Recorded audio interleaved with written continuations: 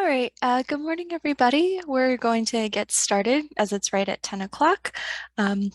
Just wanted to say thank you for taking time out of your day to be here. And I'm going to go over a few housekeeping notes before we get started.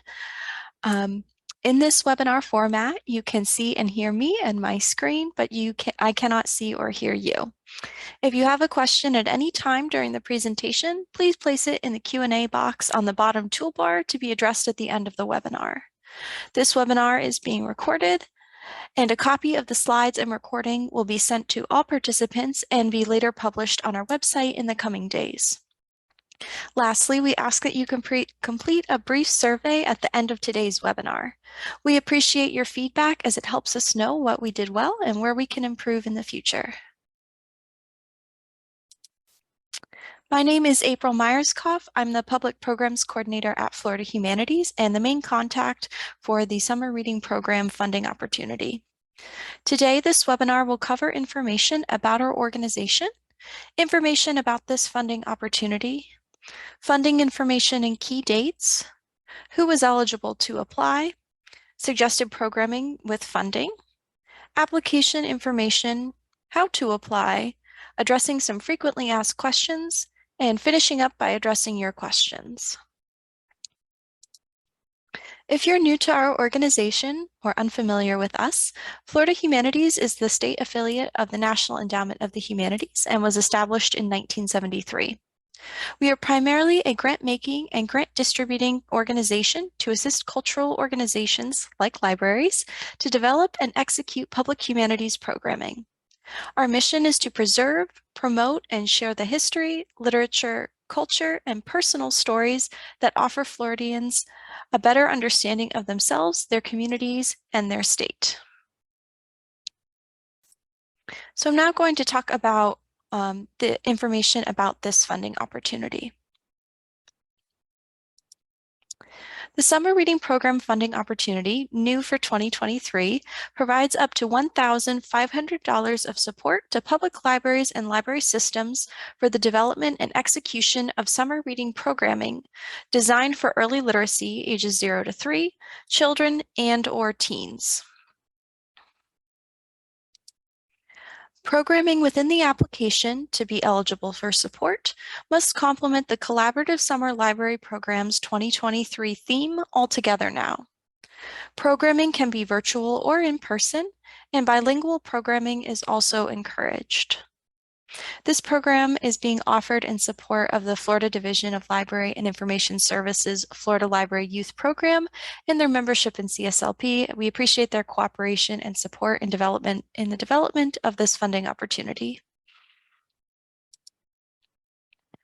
Applicants may request support for programming, again, that is suited for early literacy, children and/or teens, programming that complements the 2023 theme, and programming that connects to the humanities by exploring personal and cultural commonalities and differences, and programming that encourages exploration, collaboration, and understanding between readers and within themselves.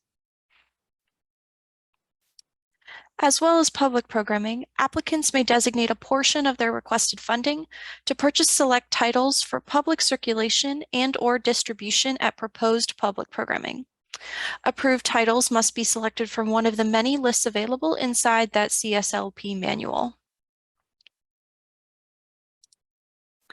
Applications close Wednesday, March 1st, 2023 at 12 p.m. EST. So as of recording this webinar, you have about a month and a half before applications are due.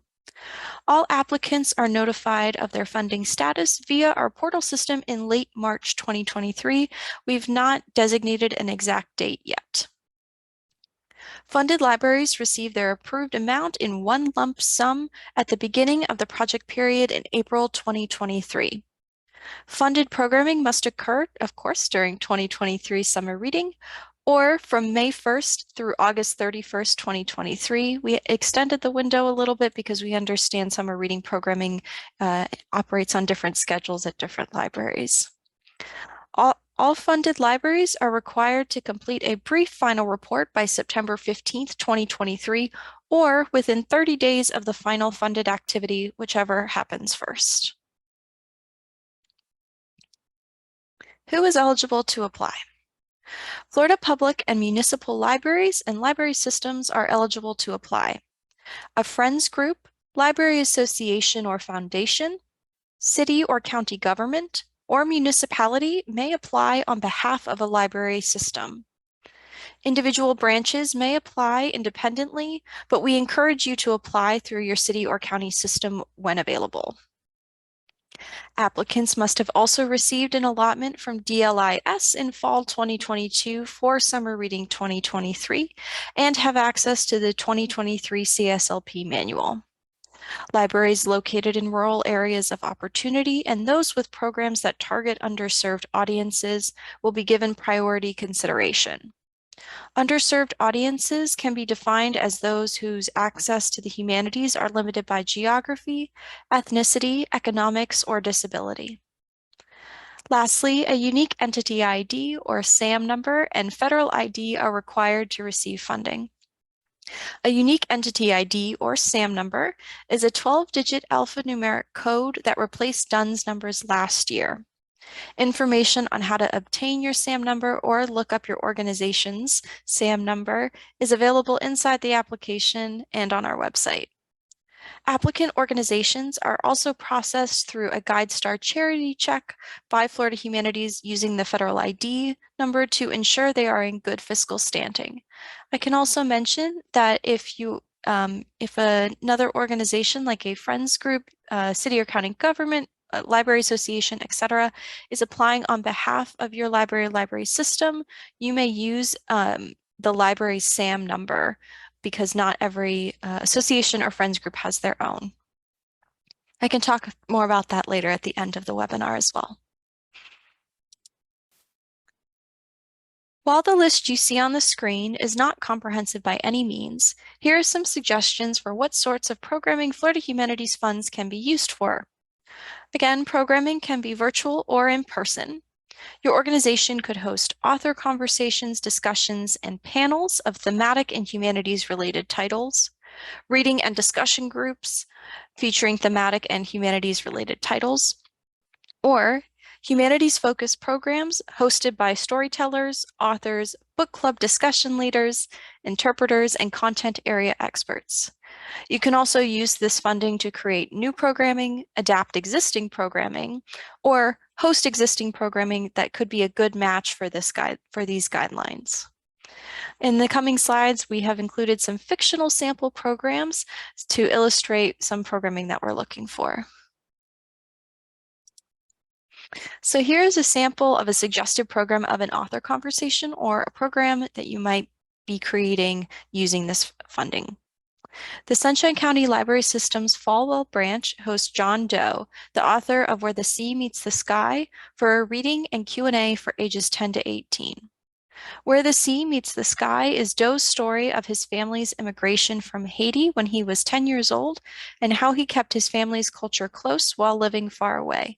So this is an example of an author reading, discussion, and Q&A, and this may be a new event for your library that you can create using this funding. So here is a sample of a suggested program of a reading and discussion group. The Sunshine County Library System North Branch invites teens ages 13 to 18 to participate in the 3rd annual Teen Summer Book Club. This summer's titles will help group members connect with one another and understand our differences and commonalities. The 3 titles chosen are American Street by E.B. Zaboy, The Silence Between Us by Allison Gervais, and The 57th Bus by Dashka Slater. This program is an example of adapting an existing program that you may already host at your library, like a teen book club, to be eligible for our funding opportunity.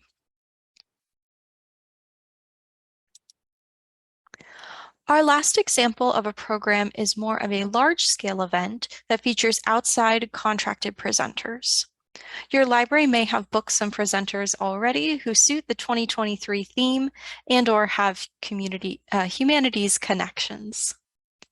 The Sunshine County Library System South Branch presents the Sunshine County Storytellers Colonial America, Stories, Songs, and History for a special 4th of July children's event.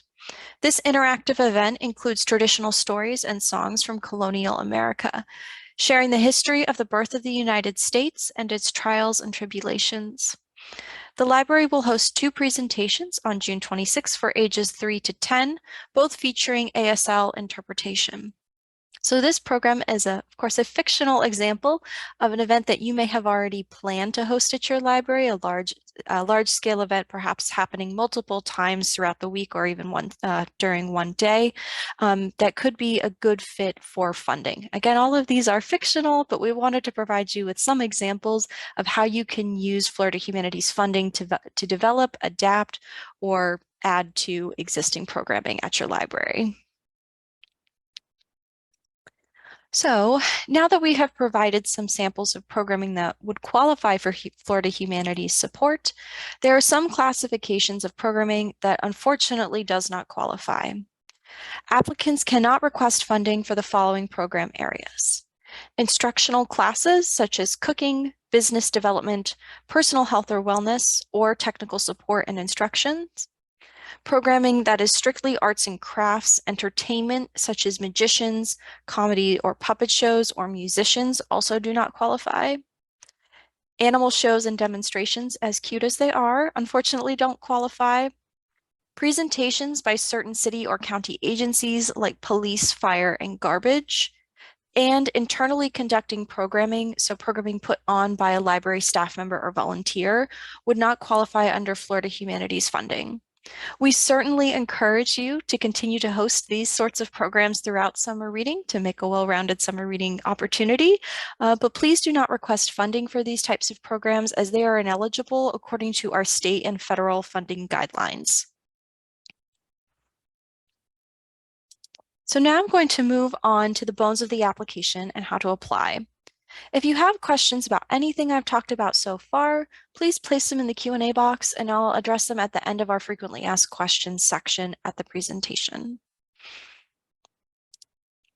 So within the application, you'll be asked about some basic information about your library system. There are 3 narrative questions.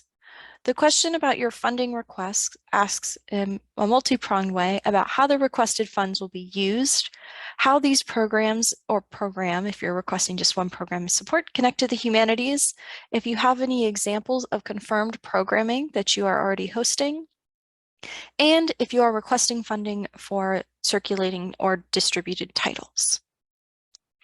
The second question covers your target audience for your programming and outreach plans, including marketing and how you will reach underserved audiences. If your library offers free meals during the summer, this would be a great place to mention it because you are providing outreach to targeted audiences and it can help the evaluation team present a wider picture of your summer reading opportunities. The last question in the application asks what methods your organization will use to evaluate the program's successes and how they have impacted your target audiences. I actually saw in the chat somebody just raised their hand. If you do have a question at this time, please just pop it in the Q&A box to be addressed at the end of the presentation. Thanks. So in the second section of the application, the budget, there are 2 line items you may request funding for: presenter fees and book giveaways and circulation. Again, presenters' fees are presenters who are not employed by the library or who are a volunteer for the library, whose in-person or virtual programs connect to the 2023 CSLP theme. These would be an acceptable use of funds.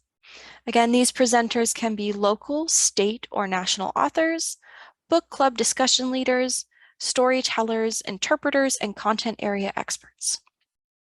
Again, you may also request funding for book giveaways and circulating titles from the list inside the CSLP 2023 manual. So for the budget section, you will have to complete a downloadable budget form. It is a downloadable Word document inside the application. All of the gray fields, as you can kind of see in the sample here, can be typed or filled in, but if you're familiar with our application process or have applied for funding before, unlike some other forms, this one unfortunately does not sum automatically, so you have to break out a calculator to complete this form. So the top part of the budget form has a requested funds section, as you can see here in pink, and a cost share table, as you can see here in blue. An ideal form should include only the funds you are requesting, up to $1,500 in this top section, and also includes at least $1,500 in cost share here. Because you can see there are two designations or two mini tables, I would say, in the cost share section, you do not have to provide $1,500 in each table, and I'll go over a little bit more. It's just $1,500 minimum in cost share. And I'll go into cost share in a little bit more depth in a few slides. So underneath the tables, there is a section to detail your requested funds. As you can see on the sample image on the right here, the details should match every amount shown on the requested funds table. And I recommend that you show your math or show how you achieved the total for each line item. You should show as much detail as you possibly can and only include eligible expenses. As you can see on the example on the right here, we have detailed each presenter fee by person, what program they're affiliated with, and when the program is occurring if you know. If not, that's okay. So I'm going to go into a little bit more detail, and I have to say that this document, a complete budget form example, is available for download on our Summer Reading Program Funding Opportunity webpage as a downloadable PDF if you want to get a closer look at it after the webinar.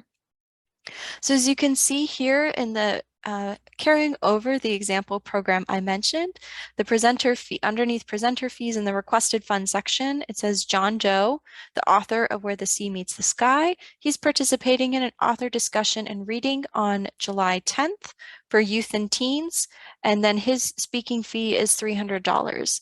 You can see here and so on, all of the presenter fees are clearly labeled and they match hypothetically what would be in your narrative application section. If you're also asking for money for books to be distributed and or publicly circulated, you would include these here as well. So you can see the top bullet point example is 5 copies of the ABCs of Kindness by Patricia Hegarty. So that's 5 copies, $8.67 a copy, and then it's $43.35 total. And then this example also, which goes into a lot of detail, marks that it's for circulation purposes, which is in contrast to the bottom copy of George versus George, the Revolutionary War is seen by both sides. Which is designated to be given away at one of the programs mentioned in the narrative example.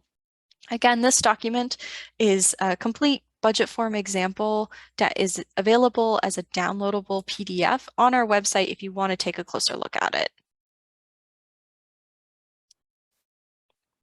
So I have mentioned cost share a few times, and underneath the table for requested funds is one for cost share. If you're unfamiliar with what cost share is a match or the portion of your total projected costs not paid by Florida Humanities funds.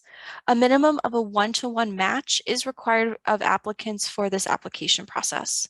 So if you request $500, you must provide a minimum match of $500 in cash and or in-kind services and goods. So while that number may seem really overwhelming, how am I going to come up with $500? Cost share is accrued much more quickly than you think. Most of cost share, particularly that we see for our libraries and library systems, is accrued through in-kind goods and services. Cost share can be accrued through library staff and volunteer time directly related to the implementation of proposed programming. So say that you have 2 staff members setting up a room, hosting the program, and taking down the room, you can count all of those hours worked for both staff members inside your cost share. Cost share can also be accrued in supplies for humanities-related programming, any travel and per diem costs for presenters if they're coming from anywhere in the state to attend or outside the state to attend your programming. Any refreshments, incentives, and prize items given out at proposed programming can also count. Venue rental for spaces not owned by the library, even if it is an in-kind exchange. So say that you're hosting a large scale programming, but your library doesn't have the space to do so. However, your county's Parks and Rec Department is kindly giving you a community center space to use, you can count what the rental cost would be of that community center rental space in your cost share.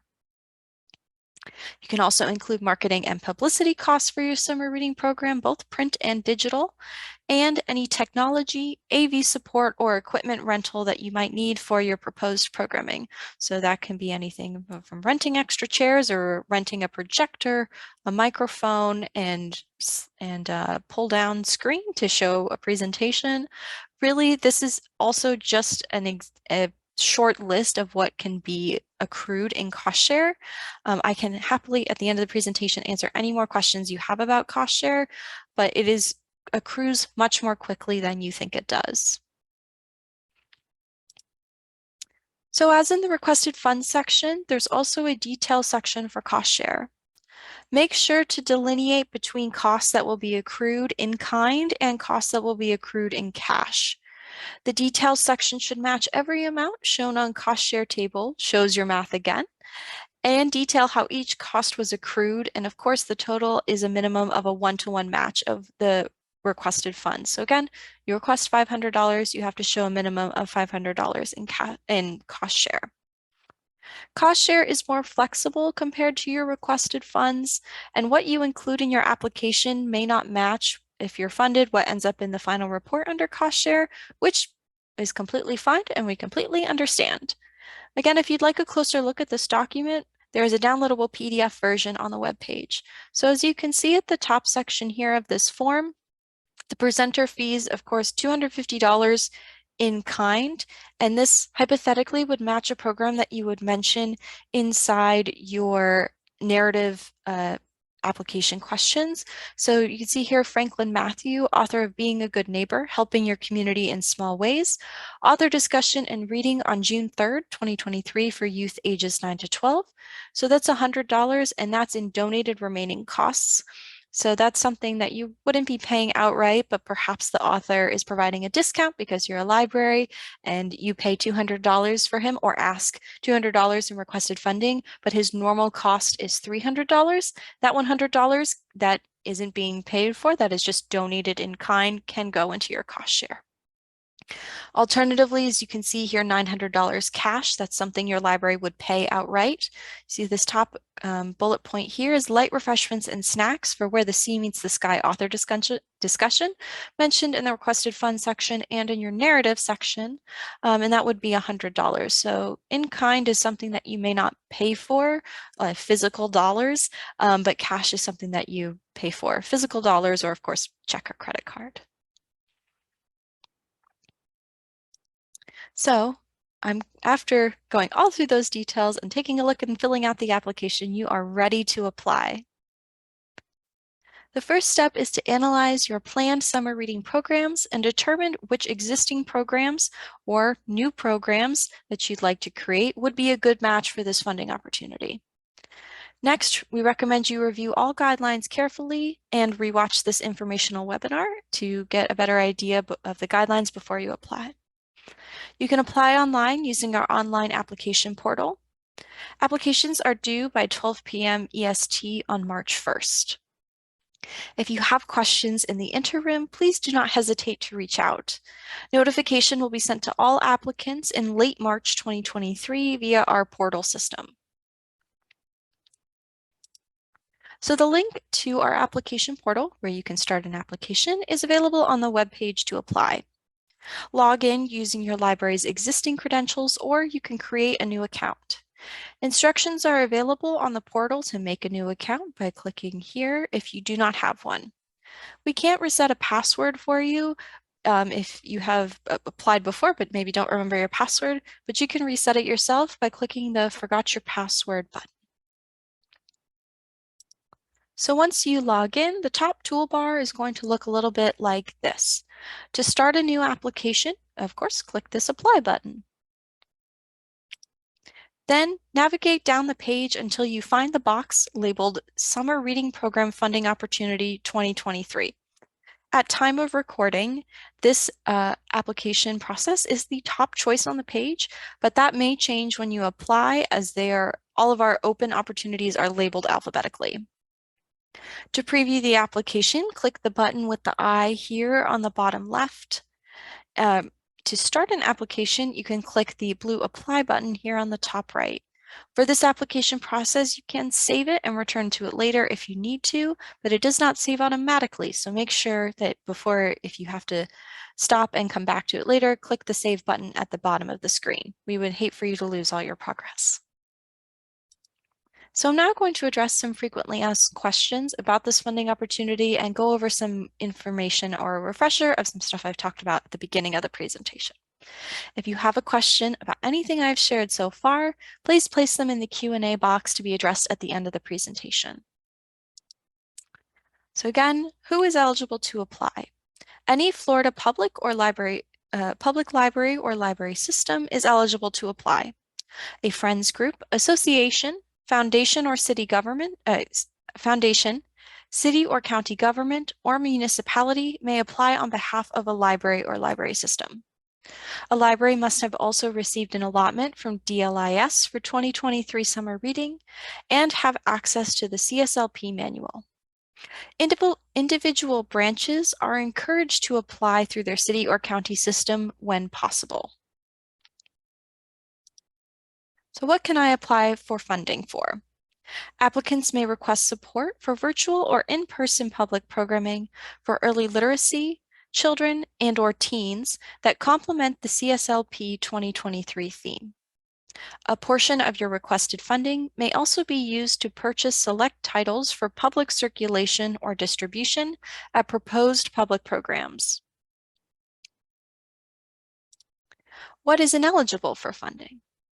Florida Humanities funds cannot be used to cover programming that is classified as instructional, arts and crafts, entertainment, animal shows or demonstrations, certain city or county agencies, and internally conducted programs.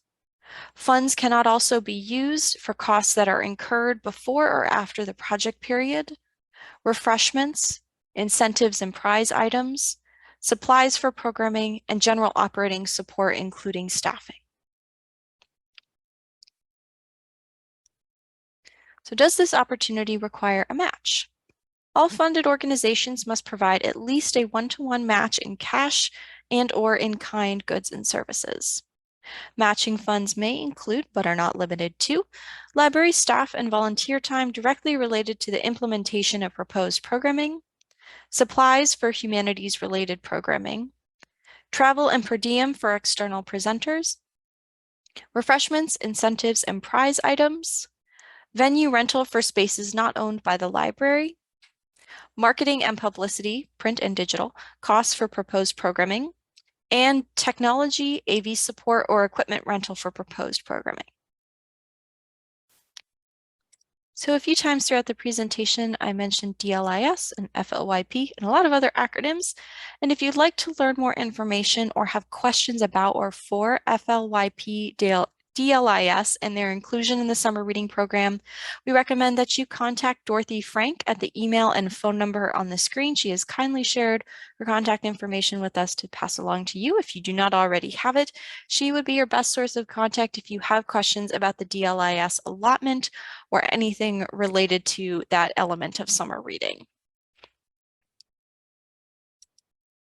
So I also wanted to share that Florida Humanities has another funding opportunity currently available exclusively for libraries.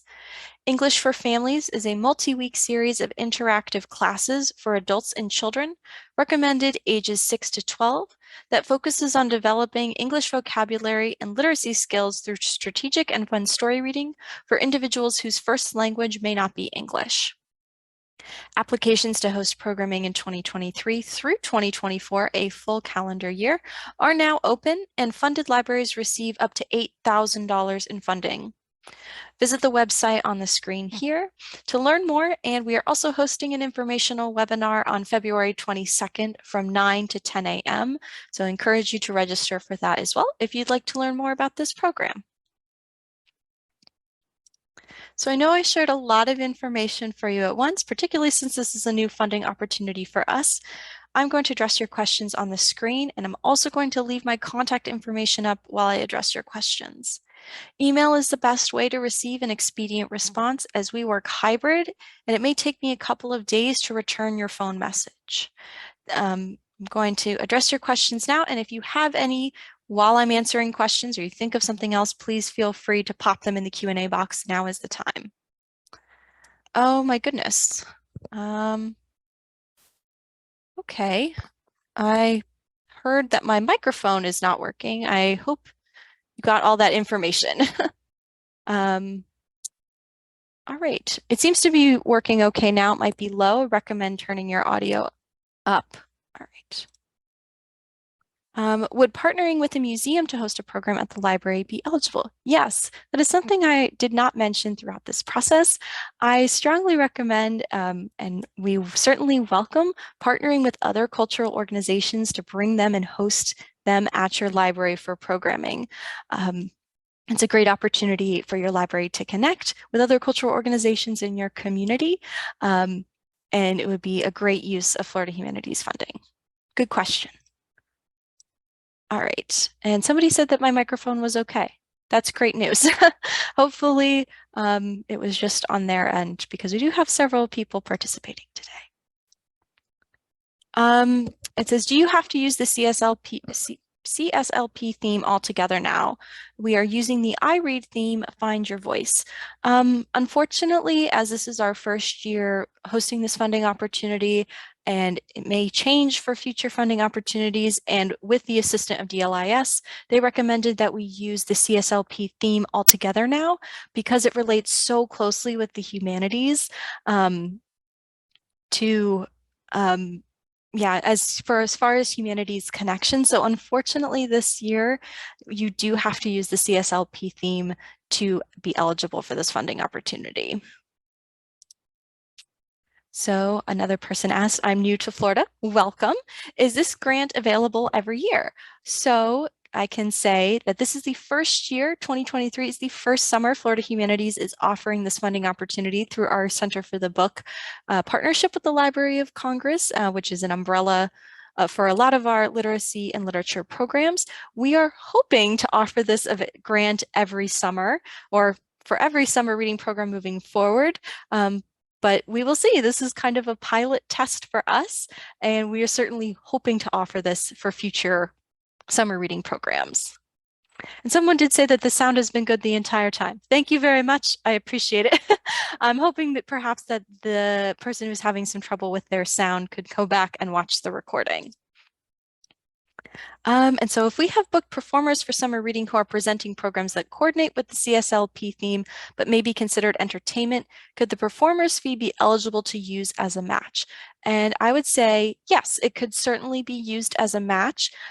Just to repeat something, what I've said earlier in this presentation, because of our state and federal funding guidelines, programming has to adhere to our mission, which is humanities driven. So programming such as musicians, comedy acts, magic acts, science demonstrations, all of those wonderful things that do connect to the CSLP theme, but maybe don't have elements of the humanities in them, can definitely be used for your cost share. That's a great question.